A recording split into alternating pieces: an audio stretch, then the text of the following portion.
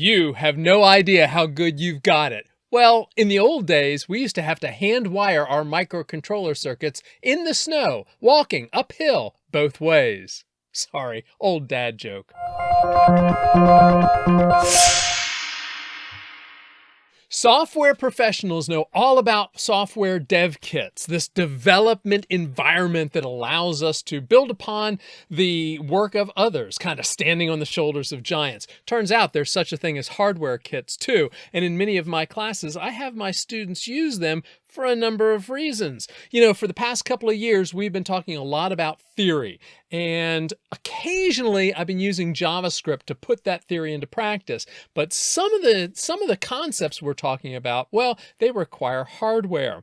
And so we're going to talk today a little bit about using this thing called a dev kit. Now, most of us have a laptop or a desktop or a phone or a tablet, and so wouldn't it be nice if we could use that hardware in order to develop some software to practice some of our theory? There are some roadblocks, however. The most important one being that there's a number of layers separating our code from the physical hardware. This includes the operating systems, device drivers, software libraries, things which don't allow us to directly communicate with the hardware. Plus, the devices that we've mentioned, those are typically limited whenever it comes to I/O. Usually, it's limited to just USB, so you can plug as many USB devices as you want into your desktop or laptop, but can you actually interact directly with the hardware? So, we had to prototype our circuits whenever I started out. And whenever we prototyped our circuits, well, we had to there were a couple of options to us. For example, this is one of the first boards that I ever designed whenever I was out in industry. Now, you're looking at way along in the iterations. You know, this circuit's got a number of things, including the processor board, some I/O devices, buttons and controllers and so forth, and an LCD display. The first time out of the box, it didn't look like this. Now, when we started out, we would usually start with something like one of these solderless breadboards or a proto board where we could actually wire things together and solder them together. There are a number of problems with doing this, a number of problems from basically starting from scratch. Number one, whenever you're looking at the processor or the microcontroller that you're working with, you had to understand and be able to connect all of the connections. You couldn't just say, well, I'm only going to be using these. No, you had to wire the clock circuit, the power supply, everything in order to get this thing up and running. And that meant a detailed knowledge of the data sheet that came along with that controller board. In addition, you had to understand things like clock circuits, power supplies and regulators, all the communication interfaces, advanced I/O if you were using any of them. Plus, most of the controllers that we were working with did not have internal memory. So in order to do anything, whether it was store code or, have RAM for your variables, memory for your variables, you had to wire external memory. Circuits rarely worked on the first shot. We usually had to debug like crazy using oscilloscopes, logic probes, and so forth. And usually it was a timing error. Plus, if we were using something called flying leads, in other words, using wires to connect the individual connections, those typically required us to work at slower clock speeds because we weren't able to make it so that the interaction between high-speed digital signals was limited based on something that we could design with a circuit board. Programming, we had to use something called EEPROMs. We'd have a little PROM, a little memory, a programmable read-only memory that had a little window in the front of it. And we would erase it using ultraviolet light, and then we would burn it using special hardware that was connected to our computer, then unplug it from that programming hardware, plug it into our circuit, and hope that it worked. And I'm not even going to get into debugging our software. It was rough going. So a number of advances have made it possible for us to buy off-the-shelf prototype boards, usually referred to as like a hardware development kit or a hardware dev kit. Now, one of the things that's really helped us out in this area is something called a system on a chip. Now, a system on a chip, remember I talked about having to wire in the external memory, both for our code and for our variables. System on a chip usually brings that memory into a single piece of hardware. So it includes not only the CPU, but it includes system memory, it includes random access memory, it includes the clock circuitry, it includes basic input and output device interfaces. But that's not the only thing. Some of these systems on a chip include some advanced features such as multi-core processors, so multiple CPUs that are able to do parallel processing. May even include things like a graphic processing unit, a GPU. They might include advanced I/O such as display drivers or capacitive touch detection, wired communications such as Ethernet, but also things like the protocols we've been talking about in past episodes, UART, SPI, I2C, USB, I2S, I2S. But you might also have RF type communications such as Wi-Fi or low energy Bluetooth.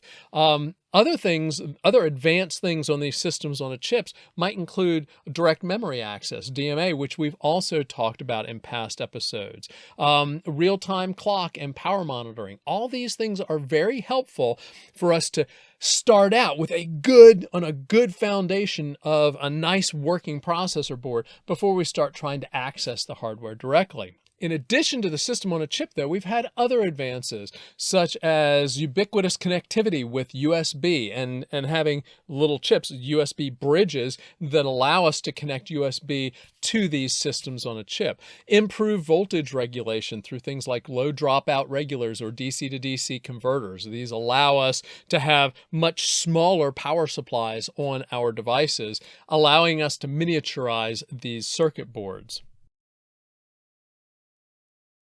So there are a lot of common elements across all these hardware development kits. For example, they all have some method of communicating with your development machine. This is more than likely a USB port, but there's actually two functions. One function would be a debug or a download port to allow us to interact with our code, to install our code, to make sure that it's installed properly and so forth. But there's also usually a user port also, allowing us to communicate with our code when it's running. Now, both of these ports or connections may actually be combined into a single USB connection, but they're both usually there in some form or another. Also, all of these boards usually contain something called bootloader code or bootstrap loaders. These are small, very small pieces of code that are hard-coded into our development module, our dev kit, in order to allow interaction with the development machine. So we can do things like put the dev kit into programming mode so we can download the code. Just do some general I/O so that we can get a connection between the device and our development machine. Now, these devices usually also have hardwired buttons on them. So one or two buttons. One of them may be a reset button, and that reset button allows us to just simply stop the processor, bring it back up, and let it start over from scratch. Now, we can do a hard reset to an embedded system because embedded systems don't have corruptible operating systems, and they can be hard reset and just starting over from scratch. We'll talk about that in a later episode, the other importance of embedded systems having these hard-coded read-only memories for their operating system. They may also have another type of button called a bootloader or a bootstrap button, this programming button. And whenever you press it, it puts the device into a mode that allows us to download code or to interact directly with the programming of the device. Other common elements might be an LED, like a power LED, or sometimes a general purpose LED. We're all used to doing hello world in our code, right? You write a little bit of code, it puts hello world onto the screen. Well, there's no screen whenever you're talking about starting out with one of these dev kits. So usually what you do is get an LED to blink, and some of these dev kits come with a general purpose LED in order to allow us to do this. Also, the devices usually have I/O headers, these headers or these expansion headers, which allow us to interact with the hardware that's made available to us on these dev kits. Many times the manufacturers of these dev kits also make daughter boards that plug into those I/O expansion headers. Those daughter boards basically increase the functionality for our dev kits. This might include things like camera controllers, motor controllers, display controllers, network connectivity, any number of things that these plug-in boards could do to expand the use of this dev kit.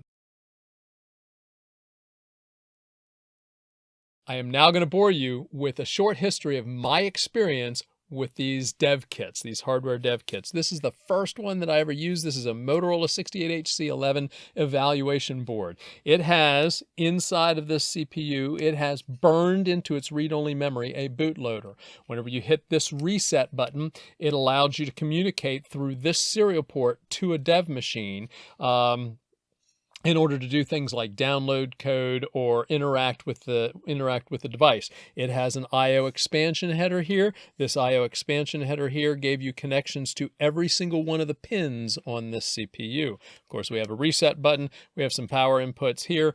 But what you did was you created your code and compiled it to something we referred to as Intel hex. It was just an ASCII file. It was a text file that had a specific format that showed the machine code that downloaded to it. So you just simply sent a text file to that in order to program it. That Intel hex file gave you all the addressing information you'd need in order for the code to be loaded into the proper spot. Now, we went from a very large board to a very small board. This was probably the next hardware dev kit that I used. This is called a Parallax BASIC Stamp. It also has an internal ROM inside the processor, but this internal ROM had what we call a BASIC interpreter. BASIC is is a very old programming language, and it's an interpreted language, which means whenever you store the code, you store the code as the text file, the source code, and the BASIC interpreter actually interpreted the code a lot like our JavaScript. It had a 2 kilobyte double EEPROM in here, which means double EEPROM is electrically erasable programmable read-only memory, which meant that I could send my code to this and it would reprogram that 2K EEPROM. All these pins had each one of these pins brought a lot of the functionality of this board out to what we could plug into one of our solderless breadboards. It includes things like source voltage, a serial communication, a reset line, and it also had 8 I/O lines, eight digital I/O lines.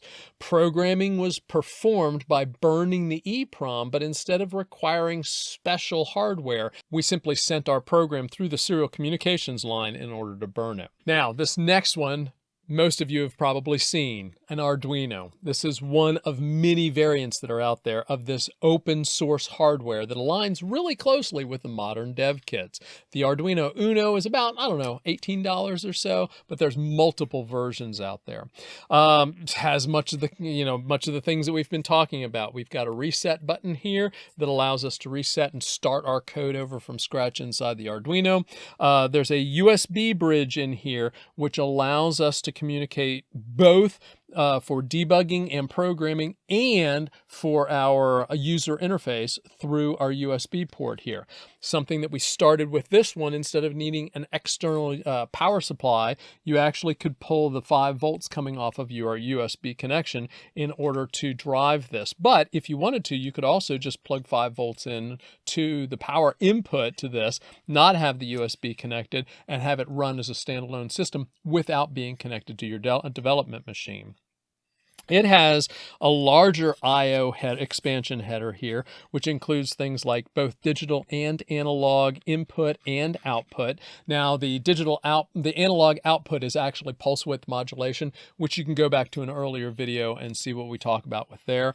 But now the development environment for this has plenty of libraries that allow us to do things like use those digital pins for other protocols or other functionality.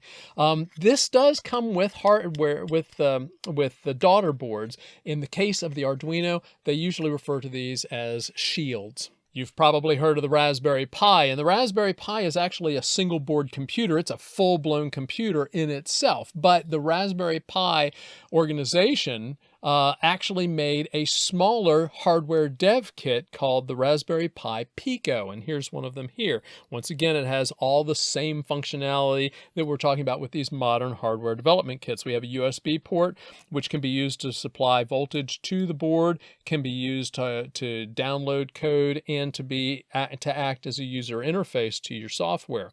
The expansion header is pretty but just like the Arduino, has a lot of functionality. We have digital and analog I/O, power inputs, multiple serial protocols that you can use, including the serial peripheral interface, I2C, and so forth. It has 264 kilobytes of RAM and 16 megabytes of flash memory. This is one of the older ones. The Raspberry Pi Pico W, I believe it is, also has a Wi-Fi interface. The daughter boards for a Raspberry Pi Pico are referred to as hats. So there is once again a set of daughter boards that you can use to expand the functionality of one of these little devices. Now this little button right here is called boot cell, and boot select allows you to, if you push the button and you plug it into your machine and then you let go of the button, it turns this into a mass storage device. And all that means is all I need to do now is download my program by simply dragging and dropping into the file folder that appears whenever you plug this device in. And then whenever you reset it after that, then your program will be executed. We're going to wrap this up with the board that I've been using most lately, and this is the ESP32 Evaluation Board. These guys cost about $6 to $12, depending on the quantity and the model that you buy. They have a couple of buttons on here. One of them is a reset to allow us to reset our code, start over from scratch. The other one is a boot button, which allows us to connect to our development machine and download code. They also have a USB bridge, just like most of the other ones, that allow us to communicate through USB to the processor through a serial communications interface, both to download code and to act as a user interface. They have our full headers here, which allow for digital and analog I/O, a myriad of different serial protocols, including I2C, I2S, SPI, and just basic UART.